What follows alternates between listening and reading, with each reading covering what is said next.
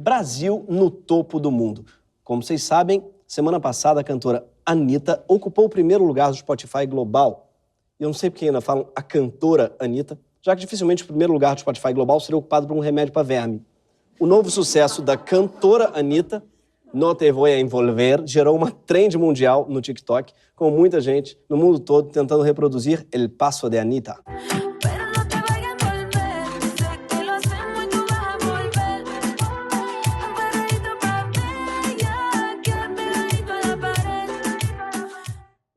Sim, é uma espécie de quadradinho de 8 horizontal, uma mistura de flexão de braço com dança do ventre, na qual o efeito resulta num papai e mamãe com um parceiro imaginário.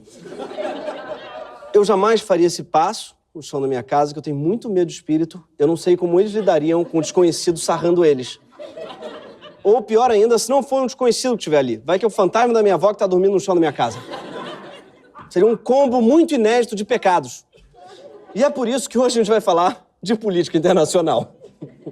Qual a relação? Pois é, a gente vai falar de guerra na Ucrânia. Até agora a gente tinha feito a Anitta com essa guerra, né, aqui no Greg News. A gente fez a Anitta, que é uma variação de fazer egípcia. A gente disse, não me vou envolver com essa guerra da Ucrânia, não. Mas agora que a Ucrânia e a Rússia começaram a negociar, e a guerra parece, talvez, pode ser que esteja acabando, a gente resolveu falar sobre a guerra. Porque no Greg News, a gente faz um misto de jornalismo, um canal viva. A gente só se sente autorizado a falar de uma coisa depois que já passou. Por onde anda a guerra na Ucrânia, hein? Você não vai acreditar, ela fechou com a Record. Vai fazer Levíticos. Então, vamos lá. Qual a relação entre a guerra na Ucrânia e Anitta, engajando o mundo inteiro nesse mesmo passinho? Que, na verdade, não é um passinho, né? Pois é um deitadinho. Então, primeiro que na política internacional existe um negócio chamado soft power. Soft em inglês é mole, apesar da bala soft, curiosamente, ser dura. Inclusive, ser conhecida como bala assassina por ter supostamente matado gente engasgada. Esse supostamente é pro jurídico pessoal da bala soft não me processar. O soft power, ao contrário, não mata ninguém. Trata-se de um tipo de poder que não é exatamente mole, mas é suave, exercido através da influência da cultura. Quando a Anitta põe o mundo todo para copular com o chão, isso é soft power. Quando a guerra da Croácia, ela deu uma pausa, porque todo mundo queria assistir a escrava Isaura. Isso aconteceu. Isso foi soft power brasileiro. Quando Neymar se tornou o nome mais comum de crianças na Bolívia, soft power. Sim, nem todo soft power tem consequências positivas. O soft power é diferente do hard power, que é a capacidade de dominar um país através do poder bélico e econômico mesmo. Às vezes, claro, poder midiático e militar se misturam, como nesse vídeo do líder supremo da Coreia do Norte, o ditador Kim Jong-un, apresentando um novo míssil balístico intercontinental.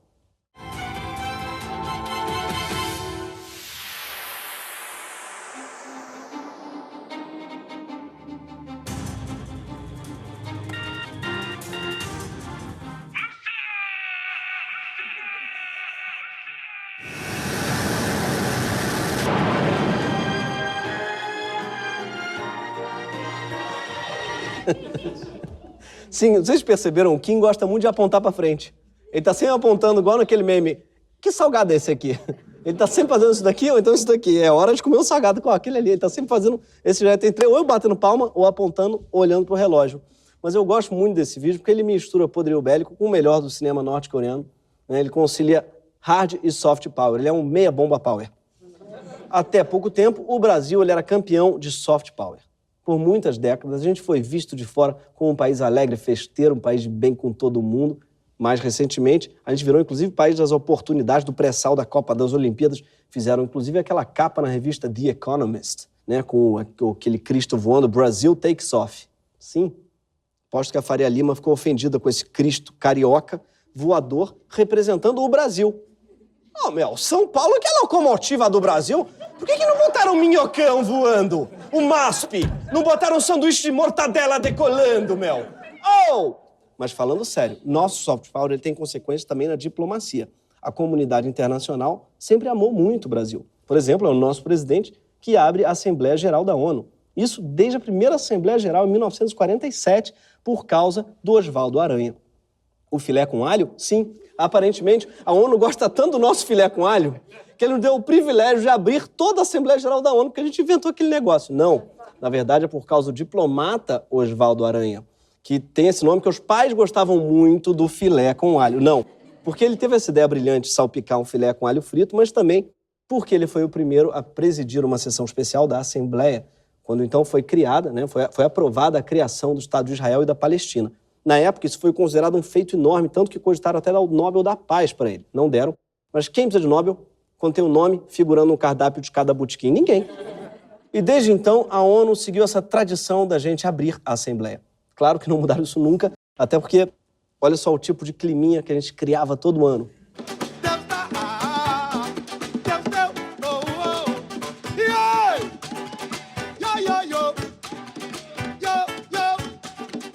Esse vídeo prova a capacidade do brasileiro de anarquizar qualquer ambiente. No dia em que o Papa for brasileiro, o Vaticano vai virar um Grêmio Recreativo Escola de Samba Caprichosa do Pontífice. Vai ter cardeal dividindo o quartinho de hóstia. Todo dia vai ter fumaça saindo da chaminé. Mas nosso soft power não serviu só para ganhar abraços e sambadinha onde quer que a gente fosse.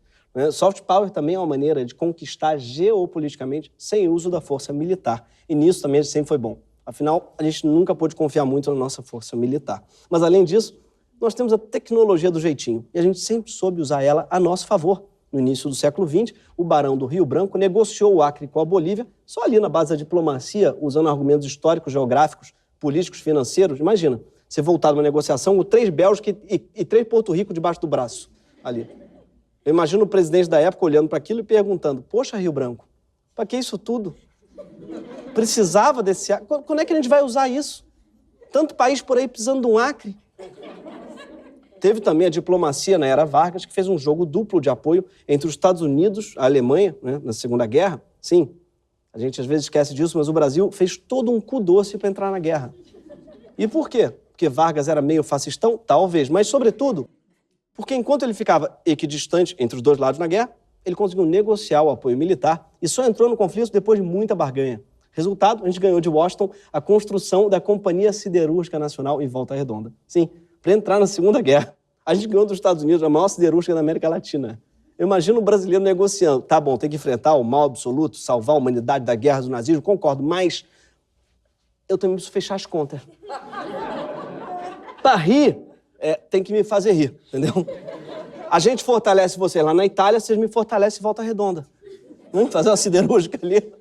Pensando em acordos diplomáticos mais recentes, a gente teve, por exemplo, o Fundo Amazônia, que se tornou um instrumento muito importante para impedir o desmatamento. Resumindo bem, nossos diplomatas costuraram um acordo em 2008 que permitia que o Brasil fizesse o que queria, desenhasse os próprios planos de proteção da floresta e recebesse bilhões de reais do estrangeiro. Bastava que a gente comprovasse uma redução do desmatamento. Quer dizer, a gente passou a ganhar o dinheiro sem perder a soberania do território. O fundo foi um marco que inspirou inúmeros outros acordos e experiências parecidas fora do país, diferente de outros marcos, como o Pontes, que aparentemente não inspirou nada, já que ele é um astronauta que ficou famoso por vender um travesseiro supostamente da NASA. Sim, eu sei que a gente já falou disso no Greg News, mas é sempre bom repetir que a NASA não vende travesseiro. É sério, se você olhar direito, você vai descobrir que o NASA do travesseiro tem uns pontinhos entre as letras, porque é uma sigla. E a sigla é pra quê? Fecha o zoom ali, nobre e autêntico suporte anatômico. E nem precisava olhar na lupa, que a NASA dificilmente venderia um travesseiro. E mesmo que vendesse travesseiro, dificilmente escolheriam como garota propaganda um astronauta brasileiro que só viajou para o espaço de carona com os russos. Sim, o Marcos Pontes é tão astronauta quanto a cadela laica. É a nossa única liderança laica no Brasil. Agora, voltando para a guerra, um conflito entre Rússia e Ucrânia é tipo uma tragédia anunciada. A paz na Ucrânia é uma ciclovia do Rio de Janeiro. Todo mundo sabe que não vai durar, tá? Sempre foi assim. Você vê aquilo, ó, que bonito, mas quando é que vai cair? As tensões territoriais, políticas e militares entre os dois países, né, entre Rússia e Ucrânia, vêm piorando muito desde a dissolução da União Soviética em 1991. Não foi uma separação amigável da Rússia e da Ucrânia, tipo Edson Celular e Cláudia Raia. Não, foi mais para Joelma e Chimbinha. Sorte nossa que nem Joelma nem Chimbinha tem bomba atômica. Senão a gente estaria vendo o tão temido apocalipse. Em 91, também teve o fim do Pacto de Varsóvia. Foi o tratado que unia os soviéticos e seus aliados do leste europeu. O Pacto de Varsóvia era uma resposta à OTAN, que é o nome da aliança militar do Ocidente, liderado pelos Estados Unidos, mas que reúne também França, Alemanha e Inglaterra, esse grupo da morte na Copa do Mundo. O problema é que o Pacto de Varsóvia ele acabou, mas a OTAN não. E ela continuou se expandindo para cada vez mais perto da fronteira com a Rússia. A Rússia, então, começou a fazer pressões territoriais na Ucrânia, invadindo a Crimeia, uma região do leste do país, além de incentivar os movimentos separatistas ucranianos. E, em resposta, a Ucrânia se aproximou dos Estados Unidos, o que deixou a Rússia ainda mais bolada. A Ucrânia ela é tipo o morador do Rio de Janeiro, eternamente exprimido entre o tráfico e a milícia.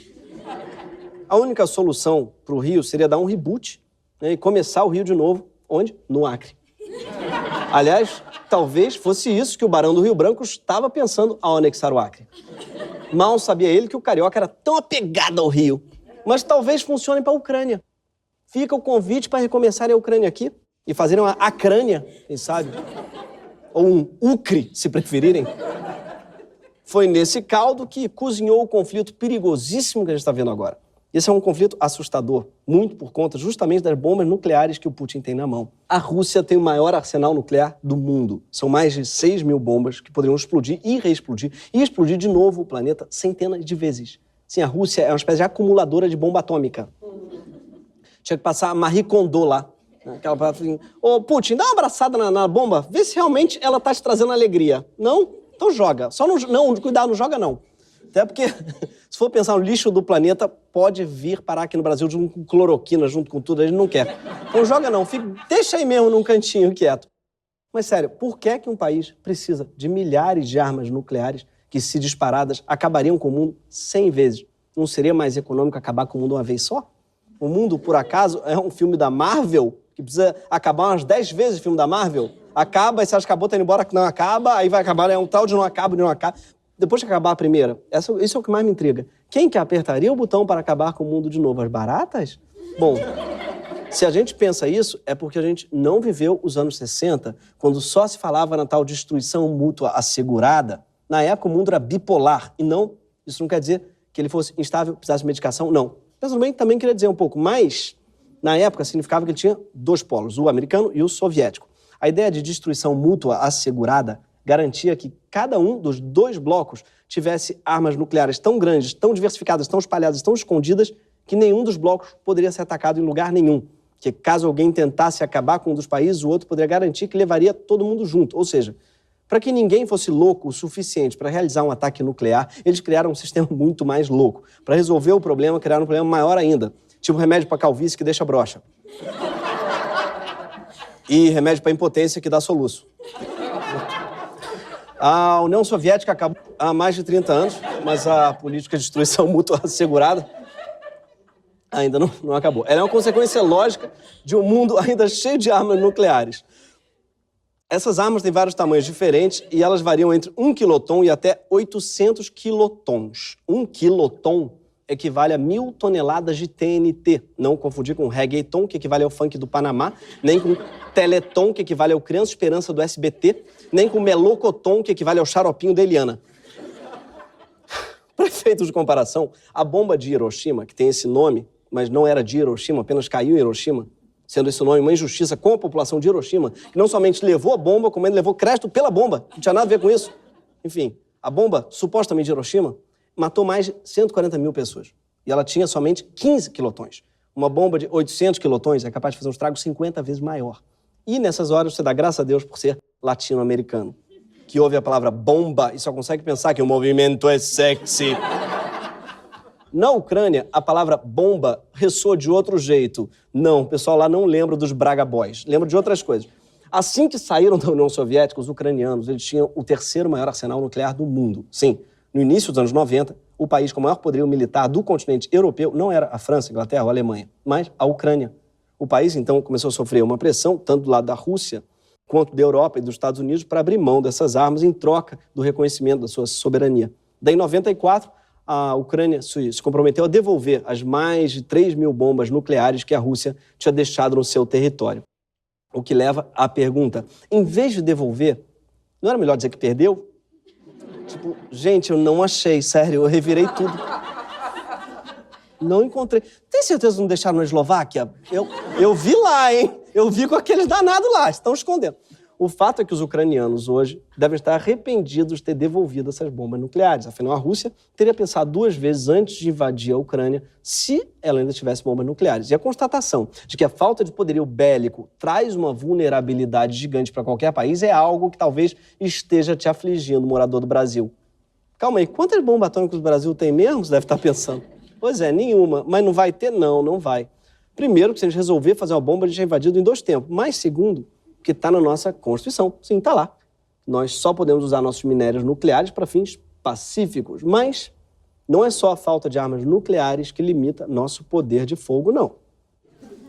No desfile ficou muito claro para todo o país que nosso arsenal está levemente sucateado, vamos dizer assim. Parece ruim? Agora imagina um Pazuello pilotando um desses. Imagina ali em cima um general Heleno dando ordem ali. Imagina. Melhor que a gente não compre briga com ninguém, não. A não ser, claro, que a ideia seja sufocar o inimigo com fumaça de óleo diesel. Eu acho curioso que essas imagens daí que a gente viu, elas não foram vazadas por um jornalista que entrou escondido num quartel. Não, isso foi uma demonstração de força do governo Bolsonaro. Esses daí foram os tanques que eles optaram por mostrar. Imagina aqueles que eles não conseguiram dar partida. É essa aqui. Vão empurrando, que pega no tranco. Agora, existem outras maneiras de você manter a paz sem ter que fabricar mais bomba nuclear. E durante muito tempo, foi exatamente isso que a gente fez. A gente usou uma mistura de soft power com o poder da nossa diplomacia para salvaguardar a nossa segurança. O problema é que, recentemente, o Brasil declarou guerra ao nosso soft power e jogou fora a nossa diplomacia. A condução do Jair Bolsonaro e do Itamaraty na guerra da Ucrânia, por exemplo, foi particularmente desastrosa. Para começar, Bolsonaro se reuniu com Putin em plena crise com a Ucrânia. Sim, o mundo todo já sabia que tinha mais de 150 mil soldados russos mobilizados na fronteira e, mesmo assim, nosso presidente achou uma boa hora para fazer uma visitinha pro Putin, para ficar puxando o saco dele. Bolsonaro fez tipo aquela sua tia que visita a sua casa na hora que as crianças estão indo para a cama. Eu não sei vocês, mas aqui em casa isso dá uma crise diplomática tremenda. O governo americano chegou a recomendar que Bolsonaro não fosse para a Rússia, mas ele queria muito para a Rússia. Queria tanto que até impediu nossos diplomatas na Ucrânia de alertar os brasileiros lá do risco da guerra, para não criar um climão, para não prejudicar a visita dele ao Putin. Vejam só a entrevista do embaixador brasileiro, faltando uma semana para o início do conflito na Ucrânia. Já se tem 130 mil soldados é porque eles vão invadir. Tem que discordar do pontual, porque eu acho que não é isso, não estão ali para invadir, mas enfim. Os brasileiros seguem normais, a embaixada segue acompanhando, está em contato, estamos fazendo já há algum tempo uma atualização dos brasileiros aqui, né? Mas não há nenhum alerta, não há nenhum motivo para se alarmar ou se sair fugindo daqui. Sim, ele está dizendo que o Putin tinha botado 130 mil soldados na fronteira, mas não era para invadir. Era só um gesto simbólico, talvez, que o Putin queria abraçar a Ucrânia. Igual o pessoal abraça a Lagoa Rodrigo de Freitas, sabe? Era uma concentração de bloco. Por acaso estavam armados, mas era um grande bloco de carnaval que estava ali desfilando. O mais curioso é que ele disse que não tem nenhum motivo para os brasileiros saírem fugindo daqui. E logo antes de sair fugindo dali. Sim, pouco tempo depois dessa entrevista, a Rússia invadiu a Ucrânia e esse embaixador saiu fugido de Kiev. O Norton se mudou para perto da fronteira com a Polônia. Mas calma, ele foi para perto da fronteira, mas não era para fugir não, era mais por causa da vista da Polônia, que ele desgostava de enxergar. E lá, ele fez esse vídeo bem-humorado. Muitas críticas da imprensa, muitas reclamações de pessoas, sim. Mas quem já passou por uma guerra verdadeira, com bombardeio, com tiro, com morte, com desgraça? É duro, mas com bom humor, com bom espírito, vamos sair vitoriosos desse e voltar para casa felizes. Embaixador, tem uma coisa numa guerra que é mais importante que bom humor, que é timing. Teria sido legal o senhor ajudar os brasileiros antes da guerra estourar, assim, naquela época, sabe? Todo mundo falou que ia ter guerra. Então, vocês não teriam passado por essa experiência transformadora de uma guerra verdadeira. Guerra com bombardeio, com tiro, com desgraça. Que sorriso é esse? Parece que ele tá anunciando uma comédia de guerra na sessão da tarde. Tem tiro, é muita bomba. Eita, nós! A gente viu cada bomba. Que isso? Que tom é esse, amigo? Enquanto isso, A verborragia do Bolsonaro provocava um caos diplomático. O Itamaraty precisou fazer um malabarismo enorme para obedecer Bolsonaro, que queria continuar puxando o saco do Putin, e, ao mesmo tempo, não se opor à opinião de praticamente toda a comunidade internacional que se posicionou contra a invasão. Foi preciso muito bom humor no Itamaraty pra gente brincar com essa coisa da guerra. Essa cagada toda do Bolsonaro na política externa não é coisa de agora. Começou nomeando Ernesto Araújo como chanceler. Chanceler é um nome antigo para o ministro das Relações Exteriores, tipo chamar motorista de chofer. É o chanceler. Ernesto foi indicação do Olavo de Carvalho e logo ganhou o apelido de chancelerdo. Ao longo dos anos, nosso chancelerdo, enfim, ele defendeu que o nazismo era de esquerda, que a crise climática era alarmismo e que o coronavírus era um pretexto da China para acelerar o processo globalista num artigo chamado de Comunavírus. Esse tipo de trocadilho ele claramente aprendeu com o Olavo, que tinha pavor do fantasma do comunismo e acabou virando um fantasma. Olha a hipocrisia. O artigo foi um desastre diplomático. Para vocês terem uma ideia, na época que ele escreveu esse artigo, nossas exportações para a China somavam mais que o dobro das nossas exportações para os Estados Unidos, nosso segundo maior parceiro comercial. E todo mundo sabe que você não briga com quem paga suas contas. O Brasil brigar com a China é tipo Araci brigar com a Top Term.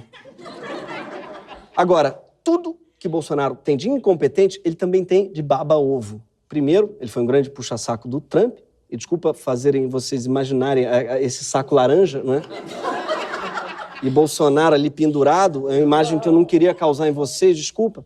Mas por amor a Trump, o Bolsonaro fez o impensável e torceu publicamente pela reeleição do presidente americano. Todo bom governante sabe que você não pode torcer para um candidato nas eleições de outro país, porque a gente tem que ser capaz de relacionar com quem quer que seja eleito. Mas Bolsonaro ignorou o bom senso e a diplomacia, dizendo bizarrices, tipo essa daqui. Espero, se essa for a vontade de Deus, comparecer à posse do presidente brevemente reeleito nos Estados Unidos. Não preciso esconder isso, é do coração. Não interfiro, mas do coração e pelo respeito que tem o povo americano e pelo trabalho e pela consideração que Donald Trump teve para conosco, é que eu manifesto dessa forma nesse momento. Eu gosto muito dele interpretando um presidente que ele mete uns para conosco, salpico nos que tange, para conosco. Eu gosto que ele explica que ele torce pro Trump, mas ele promete que ele não vai interferir. Como se fosse uma opção dele não mudar o resultado da eleição americana. Eu vou deixar eles decidirem. Generoso você, hein, Bolsonaro? Você não vai interferir na eleição americana? Poxa, bacana, você é um cara legal. Com Trump derrotado nas urnas e fora da jogada, Bolsonaro precisou de outro líder mundial para bajular, porque ele é tipo um Tarzan que usa o saco dos outros como cipó. O Bolsonaro, né, agora tem um romance com quem? Com outro líder autocrático e narcisista de extrema-direita, que é o Putin. O que prova que não é tanto que Bolsonaro goste dos Estados Unidos ou da Rússia. Acho que ele não está procurando um parceiro comercial, ele está procurando um sugar daddy. Está procurando um velho da lancha. Isso que ele tá. Que é o sugar daddy brasileiro.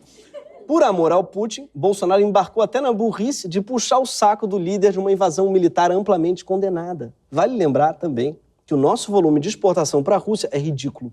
A gente exporta mais para a Malásia, para o Irã ou para o Vietnã do que para a Rússia. Mas esse é o parceiro comercial que o Bolsonaro quer valorizar. Mas o que mais ferra a política internacional de Bolsonaro não é o Itamaraty, mas outro ministério, que é o do Meio Ambiente. O desprezo do governo pela Amazônia, que ficou claro na gestão de Ricardo Salles, tem impedido o Brasil de estabelecer acordos comerciais com o mundo todo. Foi assim que Bolsonaro jogou fora o acordo de livre comércio entre o Mercosul e a União Europeia, que vinha sendo costurado desde 99 e que foi paralisado por conta da política ambiental do governo. E se você não sabe o quanto isso daria em dinheiro, tem uma página no site do próprio governo que conta pra gente os bilhões que a gente perdeu por não ter fechado esse acordo. Sim, o governo fez uma matéria propagandeando os bilhões que a gente ganharia e esqueceu de tirar do ar depois que o acordo não rolou. Mas está lá ainda. Vamos lá. Segundo o Ministério da Economia, o acordo teria representado um aumento do PIB brasileiro de até 125 bilhões de dólares em 15 anos. Mas, aparentemente, Bolsonaro jogou essa fortuna fora para estimular esse setor promissor, que é o desmatamento e o garimpo informal. Ele chegou a encomendar a criação de pequenas serras peladas no Brasil. Sim, ele acha que Serra Pelada foi um case de sucesso. Esse país bonito, esse país é bonito. Eu gosto do Brasil, mas tinha que salpicar uns Chernobyl aqui e ali, assim. Mas e agora? Será que ainda tem como o Brasil voltar a ocupar um lugar minimamente digno nas relações internacionais? Talvez tenha. Claro que, primeiramente, não será com o Bolsonaro. Mas será que o Lula, que hoje é o favorito nas pesquisas eleitorais, seria capaz de voltar à área VIP da ONU em 22? E aí que mora o perigo. O mundo não é mais aquele de 2009, 2010, não. Naquela época, Joelma ainda estava com Chimbinha. Zezé ainda estava casado com Zilu. Aquilo era outro mundo. Se os chanceleres de antigamente voltarem ao jogo, eles vão encarar uma geopolítica bem diferente. Acabou a paz. A guerra na Ucrânia já colocou todos os maiores exércitos do mundo em prontidão. E agora está falando sério sobre a possibilidade de bombas atômicas voando entre os continentes. Depois acabou o amor. Essa é a era das sanções econômicas, do dólar em queda, petróleo em alta, China fechando com a Rússia, Kim Jong-un fazendo comercial de míssil balístico e Zilu processando Zezé. Agora, se o soft power não é mais suficiente, como é que a gente, o Brasil, entra nesse jogo do hard power? Poder bélico a gente já viu que não tem. A não ser que agrotóxico seja considerado arma química, que aí... E poder econômico? Também não temos. O que a gente tem é uma moeda desvalorizada, um pibinho, uma indústria sucateada e um BBB flopado. Pois bem, aqui no Greg News a gente aposta que o único caminho para a nossa diplomacia não está no jogo bélico tradicional, esse que está dominando as manchetes desde o início do conflito na Ucrânia, e sim num outro tipo de hard power ligado a um outro tipo de ameaça, bem mais importante, inclusive, que a ameaça nuclear, mas muitas vezes esquecida por todo mundo, que é o apocalipse climático mesmo, que não é mais uma ameaça, já começou. Sim, que enquanto o mundo debatia e preparava uma resposta aos foguetes russos que atingiam a Ucrânia, uma notícia passou quase despercebida. Alguns pontos do Polo Norte estavam 30 graus mais quentes do que a média para essa época do ano, e o Polo Sul 40 graus mais quente. Nem os cientistas mais pessimistas esperavam algo assim. Mas ninguém sabe o que fazer, por quê? Porque a gente se formou num mundo onde a ameaça eram bombas nucleares. Só que a crise climática, meu amigo, é, no fundo, um outro tipo de destruição mútua assegurada. Dessa vez por inércia. E talvez esteja aí a nossa chance de se recolocar no palco global e sair do palco Sunset. E a gente pode chegar lá já como superpotência. No quesito destruição mútua assegurada, o Brasil é bem mais perigoso que a Rússia. A gente só não entendeu ainda. Porque se o Putin tem uma bomba de hidrogênio, a gente tem a maior bomba de todas. A gente tem 49 milhões de quilotoneladas de carbono. Essa bomba climática é a bomba A de Amazônia. A bomba que, se explodir, acaba com qualquer chance de vida civilizada sobre a Terra. E hoje, sem se dar conta do nosso poder de fogo, o Bolsonaro está contribuindo para detonar esse arsenal ao invés de preservá-lo. O que poderia justamente garantir nosso lugar na mesa de qualquer negociação do planeta. E aqui é bem importante a gente lembrar que tanto a Rússia quanto os Estados Unidos têm um arsenal nuclear gigante, mas a ideia deles é justamente não usá-lo. Pelo contrário, a lógica da destruição mútua assegurada implica que o melhor jeito de usar uma bomba atômica é não detoná-la nunca. Porque se você detonar, o inimigo detona também, todo mundo morre. Bomba atômica é tipo toy art, só tem valor se fica na caixa. Com a Amazônia é a mesma coisa. Se a gente detonar essa bomba, a gente abre mão do nosso poder e todo mundo morre. A Amazônia de pé é o único arsenal brasileiro que importa no século XXI. Mas será que dá para fazer isso? Será que existe uma liderança no Brasil capaz de conciliar o soft power que a gente sempre teve com o hard power climático? Sim, existe. E não é exatamente um diplomata, nem um político, mas é alguém que já provou ser nossa principal especialista em relações internacionais.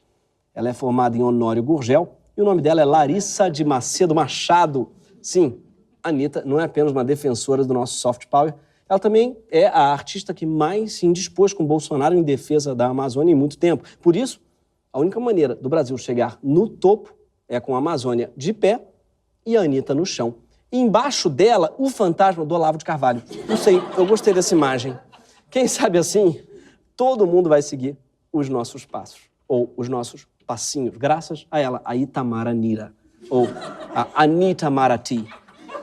A geopolítica mundial, gente, ela precisa ser exercida de forma menos vertical e mais horizontal, entendeu? Mas para isso, gente, a gente precisa se envolver, entendeu? Para que o mundo siga nossos passos. Esse foi o Greg News!